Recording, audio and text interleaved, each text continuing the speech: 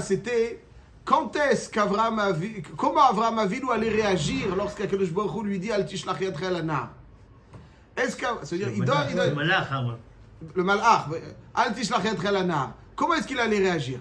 Est-ce qu'il allait avoir un sentiment de soulagement? Ah, j'ai eu peur. Heureusement. Ou bien, il aime Hachem qui Kiviyachol que Asher Ahavta. Quand on lui dit Al tishlach yadcha el anar, c'est comme si non, touche pas. Vous lui avez enlevé. C'est pour ça qu'on lui a envoyé Chazak ou Baruch. Al tishlach yadcha el anar, Avraham Avinu, il dit, mais peut-être que un petit. Il a alors, il y a marqué Vaikar et Aïl Vayaleu Leola Tahat Beno. Le pshat, il est que c'est pas que. C'est-à-dire qu'il avait besoin, il a offert Yitzhak à travers le Haïl. Il y a marqué que Yifrosh el Yitzhak Tzavur Munach al Gamizbach. Vezacharti et Briti Avraham, Vafet Briti Yitzhak, Vafet Briti Yaakov Eskor. Il y a marqué Vezacharti. Avraham, Hachem qui a besoin de s'en souvenir. Yaakov aussi, mais pas Yitzhak. Yitzhak, il est là. Sa cendre est devant le Kisei HaKavod. Ah bon? Il a été offert finalement? Non, il a pas. Mais à travers le Haïl, Vayaleu Leola Tahat Beno. Ça en a la preuve, parce qu'il a dit ne fais pas un moum. Parce que si le Patou n'avait pas écrit ça, qui dit peut-être que lui, dans son fort intérieur, il aurait été réconforté. Et après, il prend le Haïl. S'il n'y avait pas le Patou que Dieu ne fait pas, parce que l'action qu'il voulait faire Abraham. C'est ça. C'est ce moment. Maintenant, on a la preuve qu'Abraham, il voulait aller jusqu'au bout. Magnifique. C'est ça, donc, Chazak ou Baruch. Donc, le Nisayon, d'après le Ktav HaKabbalah, c'était la réaction d'Avraham Avinu après la Hakeda. C'était la réaction d'Avraham Avinu après la Hakeda. Il dit, Rabbi Tzelev Volozhiner, que Avraham Avinu, après la Hakeda, il s'est dit, peut-être qu'Hachem ne m'a pas laissé. Il réfléchit pourquoi Hachem ne m'a pas laissé. Peut-être qu'il ne m'a pas laissé parce que je ne l'ai pas marié.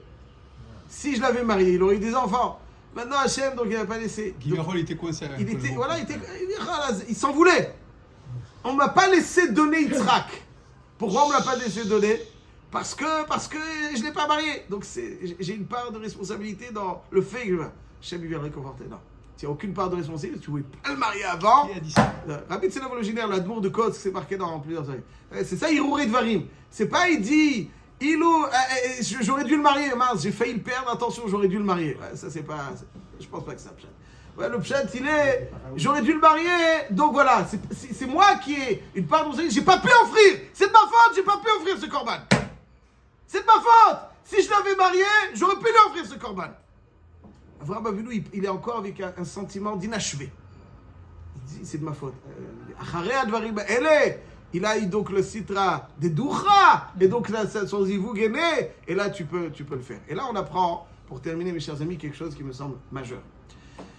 C'est que, a priori, la Hakeda, c'est ce qui menaçait Yitzhak, ça veut dire, c'était quelque part, Avraham Avinu ne comprenait pas. Ouais, tu m'as dit qu'il y a Yitzhak qui carré les Chazara, et tu me dis, non, allez où là. Mais si on a une perspective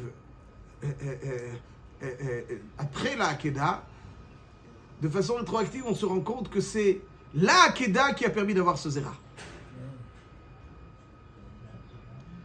C'est grâce à la Hakeda que Yitzhak il a eu la Neshama d'Edoucha, et c'est grâce à ça qu'il a eu.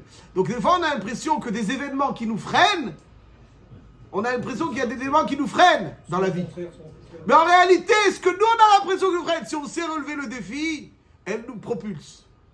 Pas simplement qu'elles ne vont pas nous freiner, mais au contraire, ils vont nous propulser. Il ne faut pas avoir peur. Ce qu'Hachem, il nous demande, si on sait qu'Hachem, il nous demande de faire quelque chose, il faut le faire. En sachant que Bevadai ou Bevadai, que ça ne va que générer du Chaim et de la Bracha. Ça, des fois, on a l'impression, bon, quelque chose nous survient, nous, ça freine à cause de ça, s'il y avait ça, etc. Au contraire, Yedidi, regarde la Hakeda, tu vois bien qu'a priori, Avraham Avinu, a priori, c'est quelque chose d'événement qui menace la continuité du Ham Israël.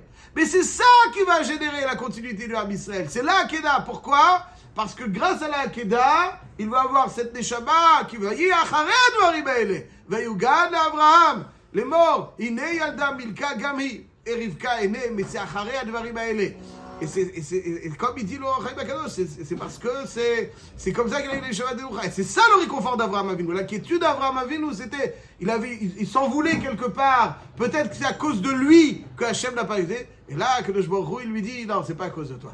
Vayugad la Avraham Avinu, ini yalda milka, et c'est seulement à partir de là. Ça, c'est le Yesod à Yesodot. C'est-à-dire, des fois, il faut avoir la Emouna. Que des fois, il y a des événements qui ont l'impression de freiner individuellement, de freiner collectivement l'élan, d'affaiblir. Mais en réalité, lorsqu'on les relève correctement, elles propulsent et elles génèrent, Bezrat Hashem, la plus grande des brachot pour le Ham Israël, afin que Me'ata ve'elach, Tamid, Nidbaser avec Besorot Tovot. Alors on a très très mal, mais il faut savoir qu'Akadosh Baruch Hu, il décide.